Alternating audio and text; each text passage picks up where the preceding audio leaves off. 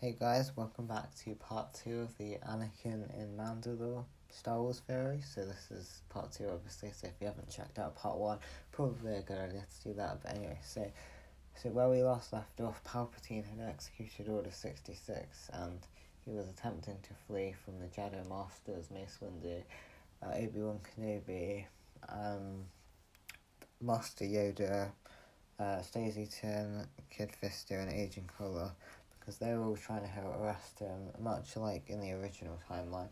But however, in this timeline, he'd executed Order 66, which obviously would have turned the clone troopers against the Jedi. So all Jedi who weren't at the Jedi Temple, who were kind of surrounded by clone troopers like Jaro Tapol, his story would stay the same. Kiadi Mundi, Ayla Secura, and Plo Koon, unfortunately, would all be assassinated by their own clones. But unlike in the original timeline, Anakin hadn't turned to the dark side, so there was no Anakin to attack the Jedi Temple with clones. Mainly that when the clones did attack the Jedi Temple, the Jedi Masters and the Temple Guards would have fended off the clones much more successfully than in the original timeline. Also, I'd like to believe that Anakin and Ahsoka would have been left at the temple while the Jedi Masters went off to fight Palpatine. This would, of course, led to Anakin, who was in the light side of the Force, protecting the Jedi Masters from the clones, meaning that the catastrophe of Order 66 wouldn't have been nearly as bad as there would have been the Jedi Temple pretty much protected, because Anakin did kill quite a few of the Jedi in the temple in the original timeline, which obviously didn't happen here. Also, I'd like to believe that after finding that the Chancellor had fled his office, Yoda, Mace Windu and Obi-Wan would have returned back to the temple to help deal with the clone troopers, where an alarm would have been raised, which would have helped prevent casualties, I guess. Palpatine, who would have broke out of his office through a window, which would have shattered a lot of glass, which he would have done with his lightsaber, he would have used the evidence to make it look like General Grievous had kidnapped him, because obviously General Grievous has lightsabers, so no one would be assuming he had lightsabers.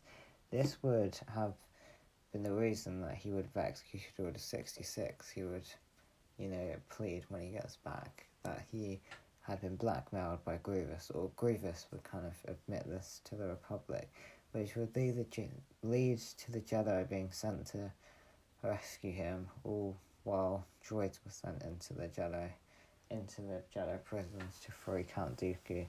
So Yoda, Mace Windu, Obi-Wan, Kid Fisto, etc. would go to try and arrest Palpatine on Grievous's ships and rescue and arrest him, both of them. But yeah, what the Jedi wouldn't know is that this was all kind of a big trap. Palpatine and Grievous were planning to ambush the Jedi and pick them off one by one. Meanwhile, thousands of droids, along with the broken out Count Dooku, would storm the Jedi Temple, which would lead to the death of quite a few Jedi Masters at the temple, as well as on Grievous' ship. Kind of all the Jedi Masters except Yoda, I would say, would be because Yoda's so strong and he's strong with the Force. But he would narrowly manage to escape, while all the other Jedi Masters obviously aren't as good as Master Yoda, and Sidious is very powerful. I mean, he managed to conceal himself in the Jedi Temple for such a long time without them noticing. So yeah, anyway, at the temple there would have been obviously swarmed by the droids, while Anakin and Ahsoka, who would still be there, would be dealing with the Count Dooku to use. But this time, Dooku wouldn't be taunting Anakin to use the dark side. Instead, he would kind of try and go for a swift victory. However, there is both Anakin and Ahsoka, and I personally think that they would both beat Count Dooku in a duel. But also, there would still be a couple Jedi Masters left at the temple who would help defeat Count Dooku.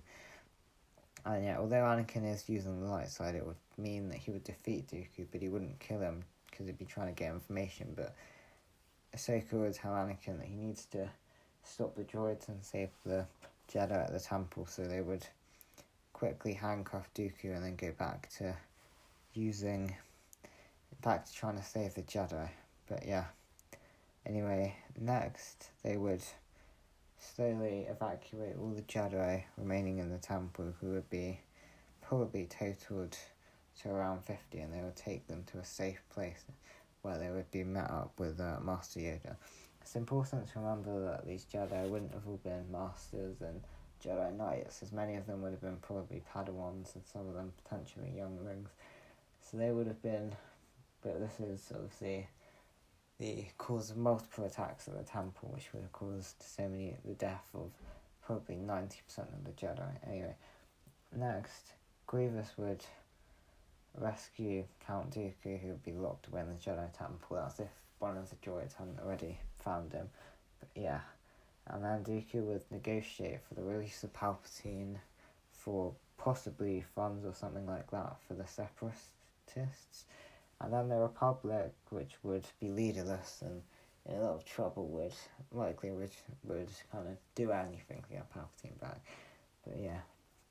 Anyway, so then General Grievous would be sent to Utapau, and the Separatists would be sent to Mustafar, and then I think the Palpatine was then close to Utapau to try and defeat Grievous. But I think what Palpatine would do is he'd make Dooku instruct alterations to General Grievous's armour, which would make General Grievous weaker, because obviously there's no Jedi to defeat him like in the original timeline. Obi-Wan goes, but obviously Obi-Wan's dead at this point, so unfortunately that's not going to be possible. But then, yeah, he would also send the Separatists to Mustafar, much like the original timeline.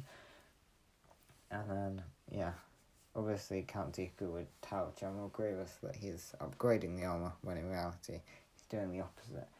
Anyway, next, Dooku would be sent to kill the Separatist leaders, much like Anakin did in the original timeline, and the clones would defeat Dooku. Anyway, this about sums up part 2 of this video. Make sure you stay tuned for part 3, which is going to be hopefully the final part, unless this video goes on much longer. But yeah, hope you enjoyed and have a great day.